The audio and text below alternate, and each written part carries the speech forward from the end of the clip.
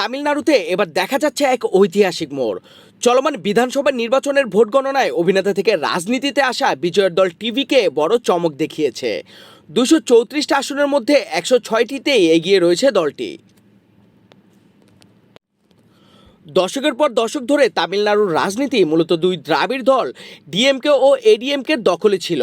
বর্তমান মুখ্যমন্ত্রী MK. Stalin নেতৃত্বাধীন ডিএমকে দীর্ঘদিন ক্ষমতায় থাকলেও এবার তারা চাপে পড়েছে। সরকার গঠনের জন্য প্রয়োজন 118টি আসন। সেই লক্ষ্যের খুব কাছাকাছি পৌঁছে গেছে বিজয়ের দল। ফলে নির্বাচনী লড়াই কার্যত ত্রিমুখী হয়ে উঠেছে ডিএমকে, এডিএমকে এবং টিভিকে।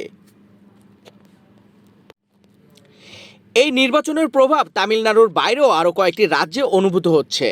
পুদুচেরিতে এনডিএ জোট ক্ষমতায় ফেরার পথে এগিয়ে রয়েছে। পশ্চিমবঙ্গে বিজেপি বড় ব্যবধানে এগিয়ে থাকার প্রবণতা দেখা যাচ্ছে। আসামেও বিজেপি একতরফা জয়ের দিকে। অন্যদিকে কেরালার কংগ্রেস নেতৃত্বাধীন ইউডিএফ ইতিমধ্যেই গরিষ্ঠতার গণ্ডি পার করেছে, যা বাম জোটের জন্য বড় ধাক্কা। 1947 সাল থেকে 1967 সাল পর্যন্ত কংগ্রেস শাসনের পর গত অর্ধশতকের বেশি সময় ধরে তামিলনাড়ুর রাজনীতি ছিল ডিএমকে ও এডিএমকে কেন্দ্রিক। সেই দীর্ঘদিনের দ্বিমুখী রাজনীতি এবার বড় ধাক্কা দিল বিজয়ের দল টিভিকে।